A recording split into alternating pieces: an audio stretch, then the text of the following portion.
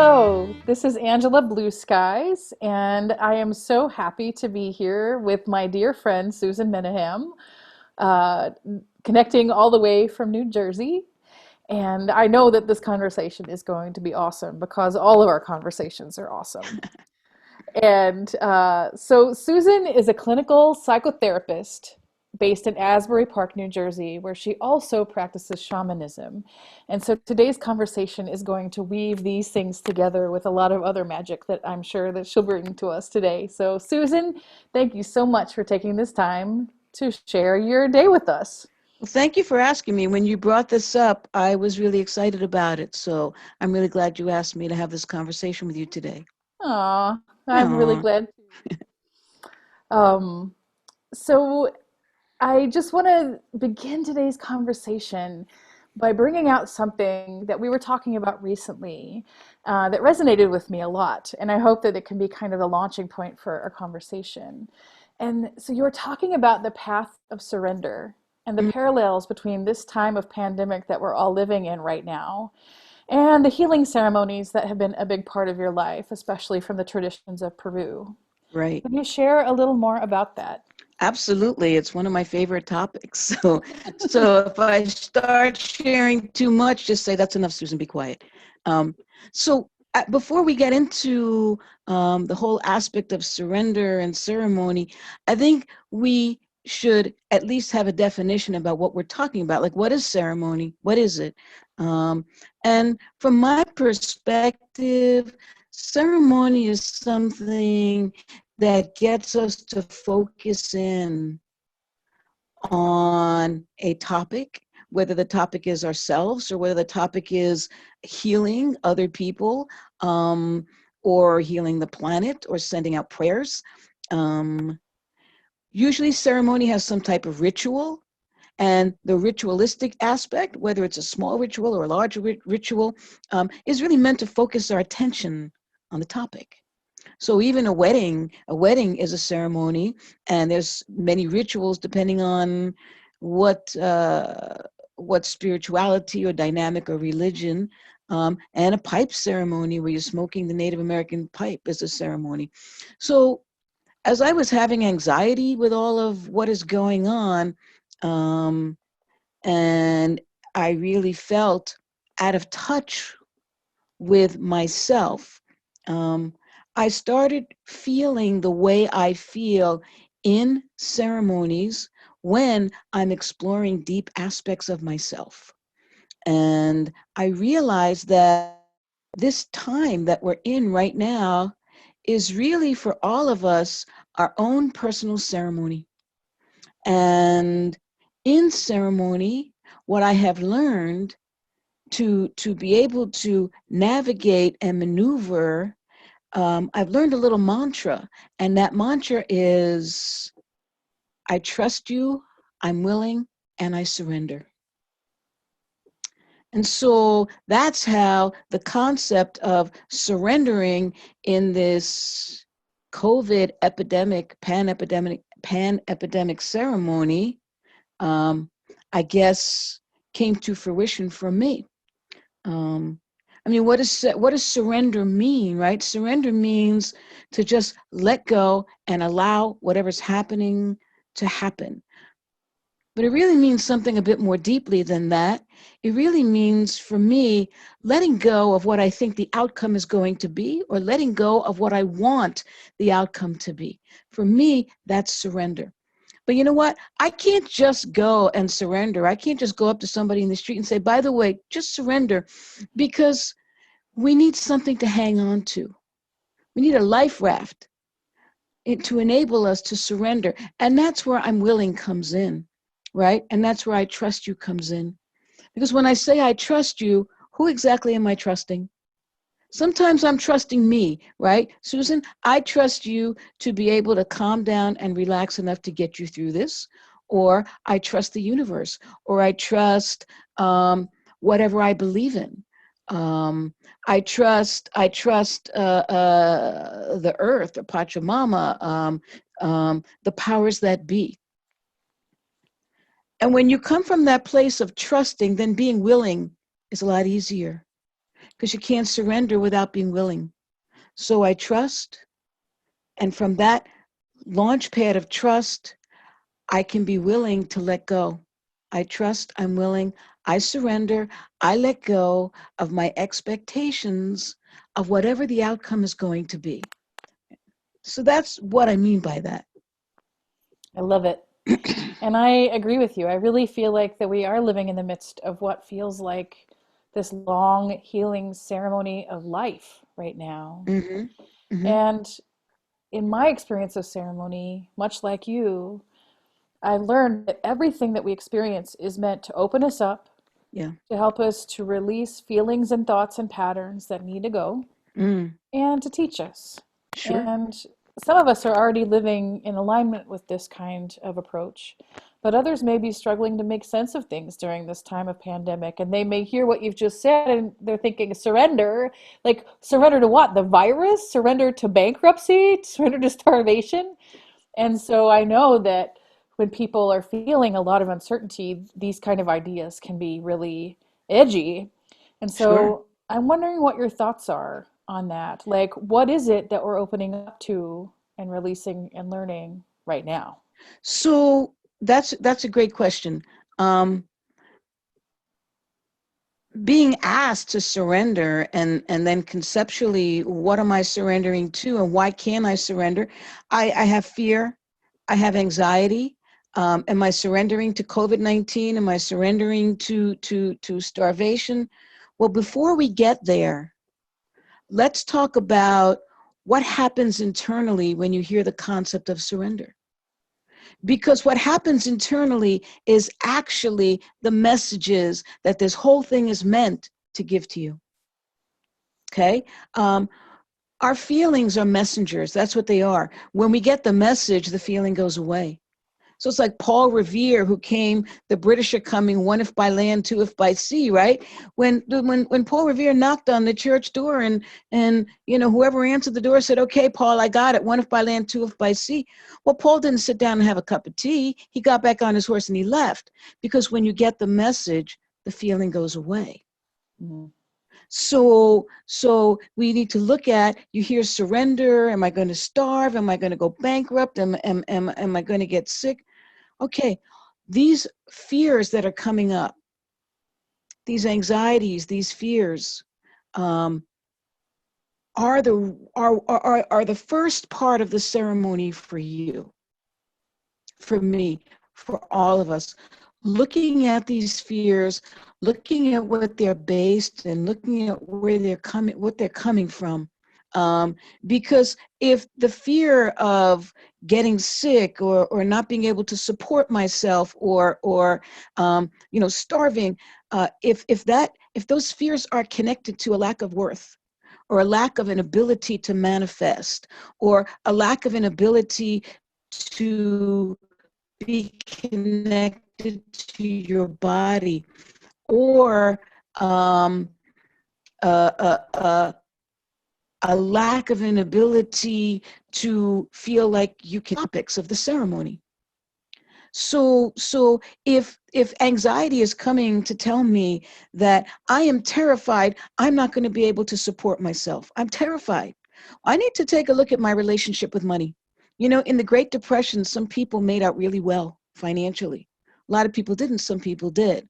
In the recession that we just had, some people got wiped out, some people were fine. And I've looked at that, and you know there's no rhyme or reason to it, except for me. I look at it and I say it's our own personal connection with the concept of abundance. It's our own personal connection with the concept of self-worth. It's our own personal connection with the concept of my connection to my body, my connection to the earth, my connection to my right to be here.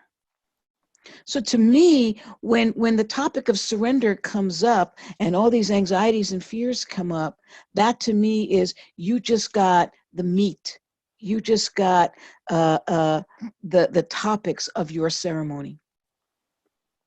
So I want to take you in a slightly different direction.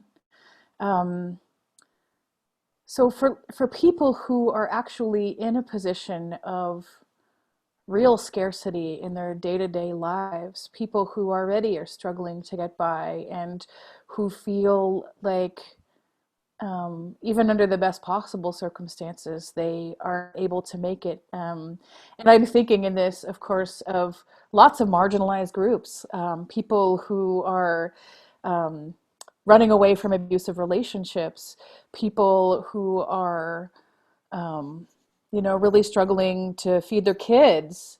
Um, I think people are having a really hard time taking in those kind of ideas at that point.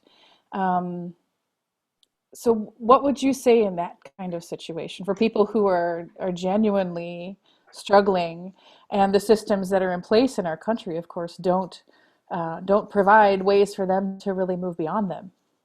You know, there's there's a concept called the Terikuna. The Terikuna are the watchers, and their job is to balance things out. And where does this concept come from? It's Amazonian. Okay. And the Terikuna, they live in the mountains, and their job is to just balance things out. That's what they do. Um, for people who have scarcity, it gives the people who don't have scarcity an opportunity to to share and to give and to be grateful. Now, right now, the truth is, I'm not going to talk about any political affiliations, but the systems around us are crumbling. They are. Um, but for now, the systems are around us are not serving us. But there are other systems that are. And we need to look at the non-traditional systems to be able to go for help. Because if I look at the non-traditional systems, I'm not going to really, I'm not going to go to the unemployment office right now. I mean, I'll try, but they're overrun. They're not helping me. I'll put all the applications in and I'll visualize my intention to have help. Okay. I'll apply to a small business loan program. I'll put my application in. I will see and visualize that application going in fine and getting help and getting the money. But between now and then, what other resources are available to me? It might be my next door neighbor. It might be a church. It might be a synagogue. It might be a food bank. It might be the person who is the landlord of the house that I'm renting, that I go to and say, I can't meet my rent this month. So when the systems that are supposed to take care of us are breaking down, we need to look at the non-traditional systems, but how we approach these non-traditional systems determines the outcome. So we need to approach these non-traditional systems as, I'm here as part of the way the world works. And I'm in a position right now of asking for help. And you're in a position right now of helping me. Now, I may not come right out to my landlord and say, I'm in the position of asking for help and you're in the position to help me. I might Yeah. not do that, but I have that in my energy. I have that inside of me. I have that as my truth, that I'm in a position of lack right now to give the Terikuna an opportunity to balance things out. And And so that's this where, is like the idea from the Andes Mountains of Peru, this concept of I me, the reciprocity, yes. which requires that giving and receiving be in balance in order for life to thrive.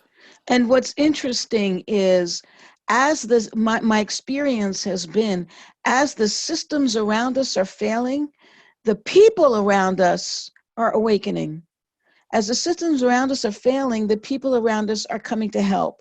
They're looking to see, what can I do? How can I help? I give charity and I volunteer my time and things like that. But as this is coming up, I'm saying, okay, where can I help? What can I do? Mhm. Um, and that's really part of what this whole thing is about anyway, right? Those of us who are in a position to help are starting to hear that that's what part of our role is, to be able to help. So that's what I would say. And look, to tell you the truth, conceptually, this is a lot for somebody who's trying to put food on the table to grasp. And I get that, and I understand that. And my response to that is, has anything else you've been thinking of or trying worked?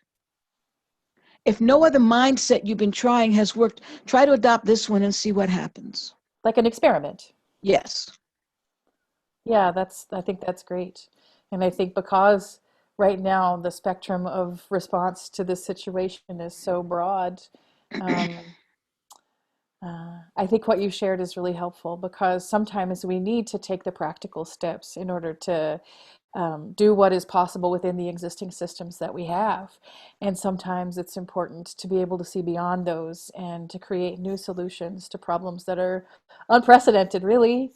Um, Right, and all of this is unprecedented, that's true. and and and I believe it is our responsibility to engage in both, right? To engage in the practical aspects, and then to engage in the other aspects that we haven't thought of, that are the other aspects that we engage in are really going to shape how we all are when we come out of this. For sure. And hopefully, I mean, my biggest prayers as I'm navigating this and contemplating these things every day uh, is that we will find ways to restructure our systems as countries and communities so that we do see what is needed and come from a place of kindness instead of a place of punishment. And then And in the bigger picture, that we can also find ways to help each other to transform our self-limiting beliefs and our stories of not good enough, or it could be not even personal stories. It could be intergenerational traumas and ancestral traumas that may come alive during a situation like this. absolutely, absolutely. And they're meant to come alive now.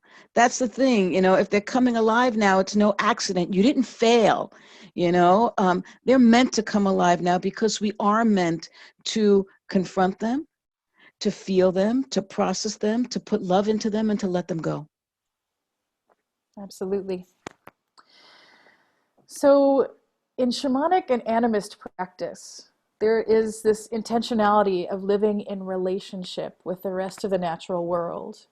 And right now, there's this major shift in dynamic with how the humans are living, since most of us are staying at home as much as possible.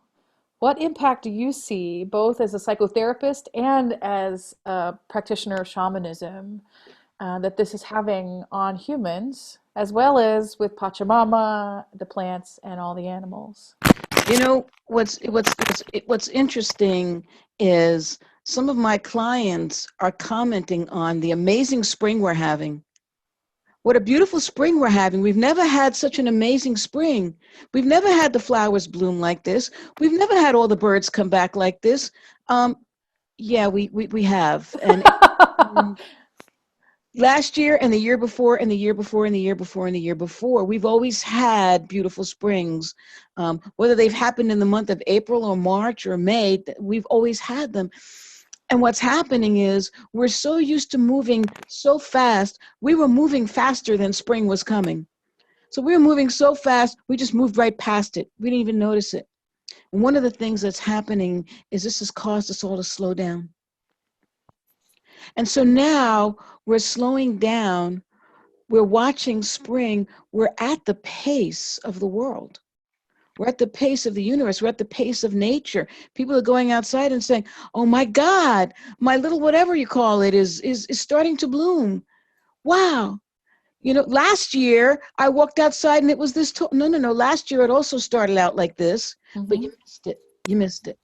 Um, Sandy Hook, which is it's now closed, but it's a beach at the end of New Jersey.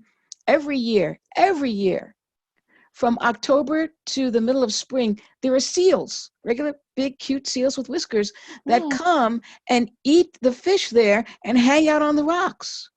And all over the news, it was seals are at Sandy Hook. Well, no, they've always been there.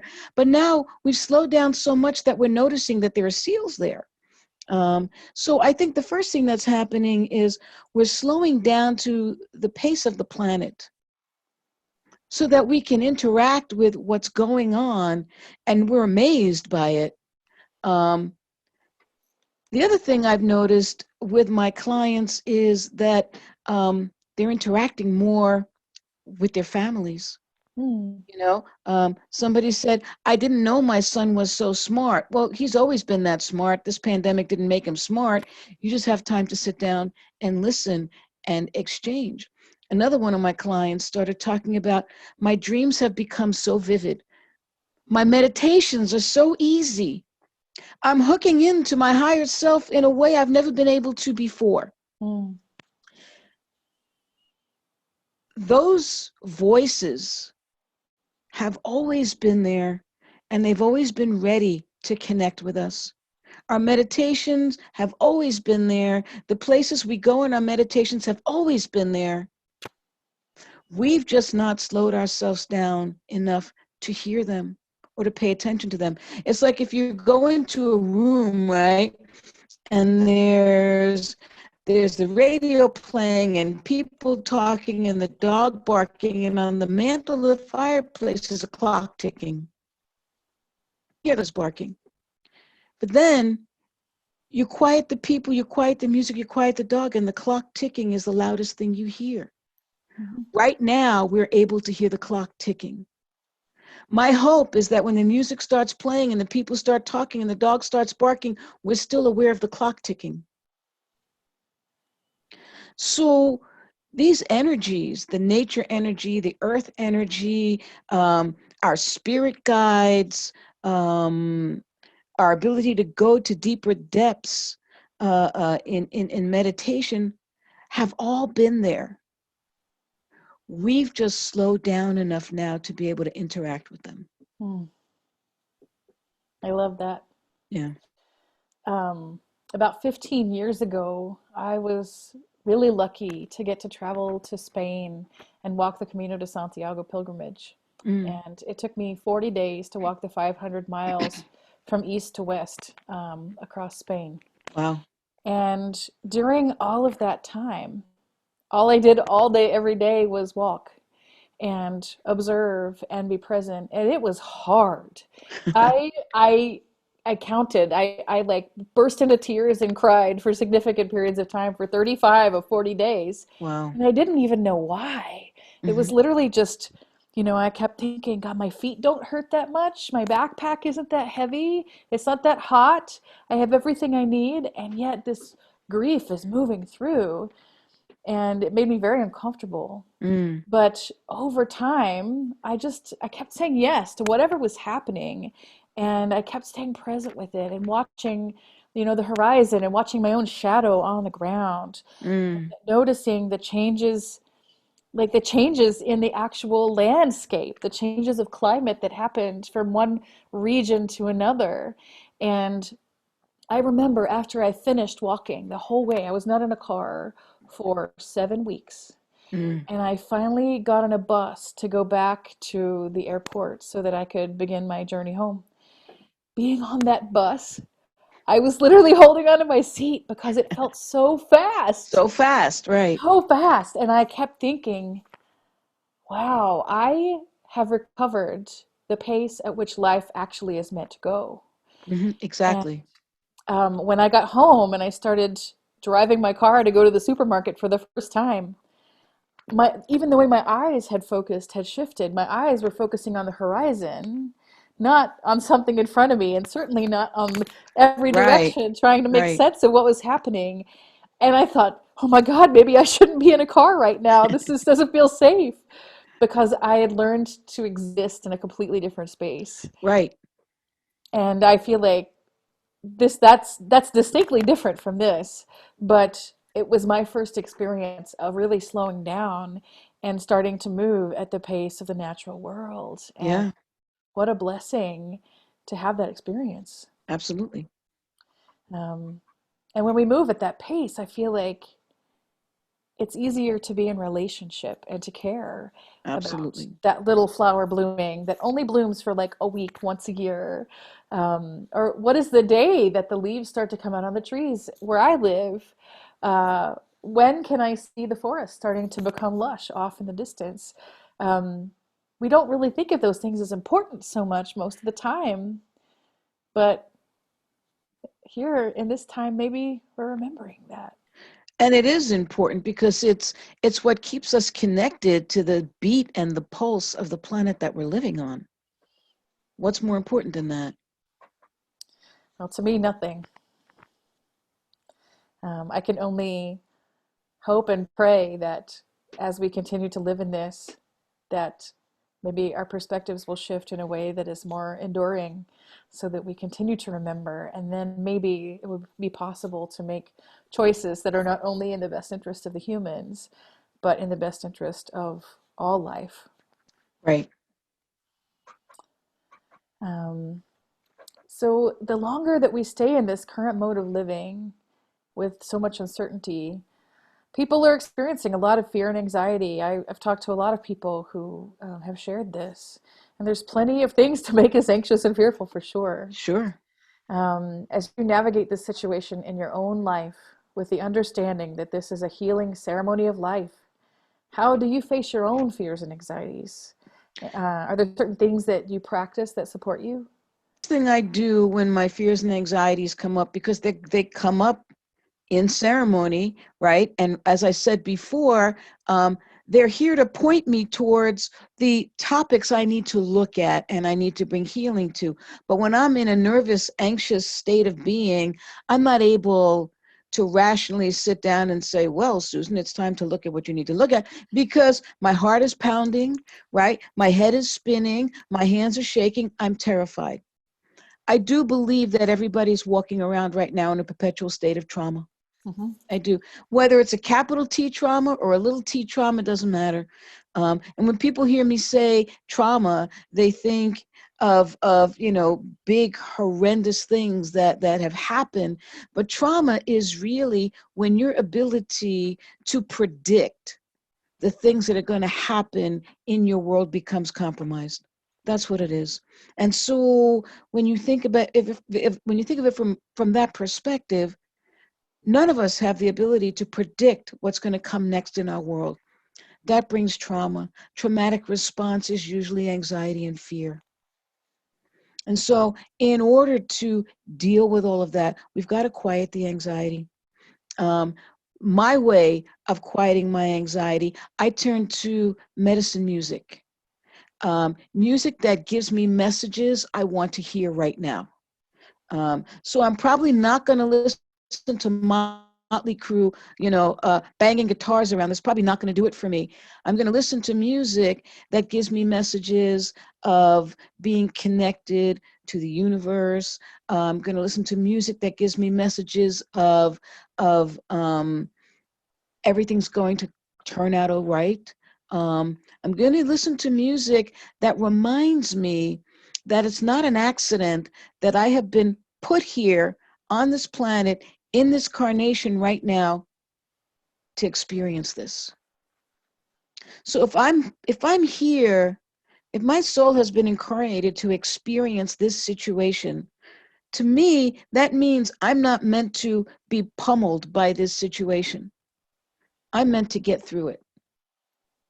So whatever it is that reminds you that you're meant to get through this is what you should embrace now. For me, it's music, and it is the knowledge that I wasn't put here in this time to get clobbered by this. I was put here in this time to add my energy, whichever way it needs to be added, and to come out the other end, whatever that looks like.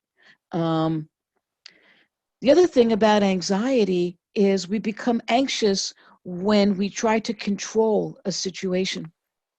Okay, anxiety really the physiological feelings of anxiety really comes because adrenaline is coursing through our body, and that causes the rapid heartbeat, and that causes the pulsing in our head and the sweating, and that causes our thoughts to go a mile a minute. It's actually adrenaline that is coursing through our body, and we create that state of adrenaline surges when we start to feel like we are in danger and we cannot control the situation. Okay, so I always look to what I can control right now. What can I control? I can control that I'm warm. I could put a blanket on. I can control that who I talk to. I can control whether or not I'm going to listen to the news. I can control whether or not I'm going to go outside for a walk. There's a lot of things I can't control, right? I can't control that I want to, walk on the boardwalk, and I can't do that right now. So I look at what I can control and I reinforce that. I can control sitting in a hot bath. I can control snuggling with my dog.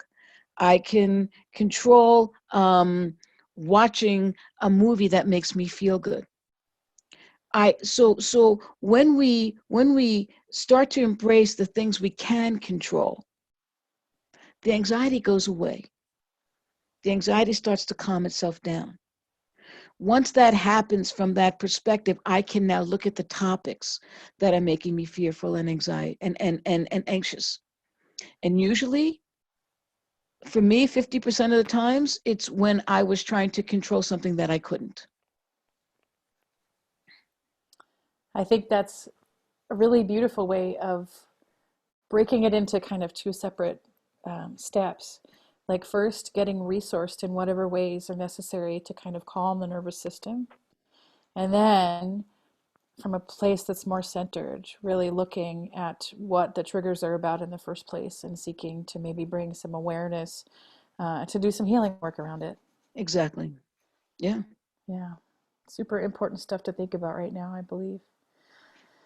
So, in ceremony, as in life, there is a beginning, a middle, and an end. Yep. And it's not always easy to know where we are in that process. Mm-hmm. And when things are intense, it can be scary. Yeah. And surrendering and trusting are probably the last things to come to mind. So, as we all continue to navigate this ceremony of life with its uncertainty and discomfort, what wisdom can you share with our listeners to help them find the way forward? It's interesting because you're right. In every ceremony, there's a beginning, a middle, and an end, but we don't know where we are. I know that when I get through this, the end is going to feel light filled. The end is going to feel that I can exhale. The end is going to feel like I'm a new person, cleaned out from the inside. I'm more shiny. I'm more bright. I'm more connected. I know that that's what the end is going to feel like. But because I don't know um, when I'm going to get there, that could be a little scary. I remember being in a ceremony where it was really, really hard. It was a difficult ceremony. I was reviewing things about myself that were uncomfortable and feeling feelings that were uncomfortable. And I was like, is this ever going to end? It's never going to end. I don't know. And then I was reminded that every morning the sun rises, every single morning. And I could be in this dark place right now, but the sun is going to rise and there will be daylight. And I will get to partake in that daylight. I don't know when that's going to be, but I do know that it's going to be. There's no such thing as a ceremony that doesn't end. If you look back in the periods of your life, the ones that you thought were great and wonderful, they ended. If you look back in the different periods of your life, the ones that were horrible, they ended too. And so when I don't know if I'm in the beginning or the middle or when is this going to end, I remind myself that I'm going through this for a reason. This is happening for me, not to me. It's happening for me so that I can have the time to take care of looking at and healing the things inside of me that will stop me from being able to be my best self when this does end. And I remind myself that the sun always rises all the time, and it's going to rise here too. And I keep that visualization in my mind and I hang on to that I may not like the change that's happening, but I've always made it through the change and I've always been all right. Maybe not right away, but I've always been all right. And that helps me navigate whether or not I'm at the beginning of this or the middle of this or the end of it. I think what you shared is so timely too, because especially as there are um, governors and states that are considering, all right, we've been in this a while, like when are we going to come out of quarantine? And it seems like a lot of those decisions are not being made based on science and what is for the safety of community as much as they are about the fear of economic downturn and also just pure restlessness. That Sure. the energy of springtime is all about uprising and opening and expanding and life returning. And being in quarantine is more like the energy of fall, where we're shutting things down and going inside. So it's very like counterintuitive to be doing this right now. But if we let those things drive these decisions, they don't acknowledge the fact that maybe we're just in the beginning of this ceremony, or Right. maybe we're deep in the middle of it. And if we push to try to wrap it up too soon, we're going to fall down deeper into something that is a much bigger lesson that we'll have to learn. We're always fighting against ourselves in ceremony, aren't we? Yeah. And this is going to be, if we come out of this quarantine too soon, it's because we have fought against ourselves and not really taken heed of the time, which unfortunately what will happen is the ceremony will only deepen as it does, right? Because this is happening for us, not to us. And if we fight a lot, then it just gets deeper and it gets harder. And what we But resist persists. and what we resist persists. But I do know one thing. Um, if the whole country decides it's time to open up, but my ceremony's not over, I'm staying in quarantine. Yeah. I know that. And something else you said, isn't it paradoxical that we are in this during the springtime? We're in this during the springtime. Shouldn't we be in this during the fall? To me, the answer is the springtime's giving us a very big cue. The springtime is telling us why we're in this. It's telling us that all of the energies, the earth energy and everything is in partnership with us. And it's providing the energy for us to use for our rebirth and our growth and our birthing new things and our blossoming. So that energy is there for us to use, it's there for us to tap into. I'd be a lot more anxious and fearful if this was happening during the fall, or in the middle of the winter, right? But I know and I see, okay, no, I'm in sync with everything right now. I'm not out of step. I'm in sync because I'm going through a process of cleaning out and rebirthing so I can bloom into something magnificent, just like that tree outside my window is right now. I love it. I Yeah, love it.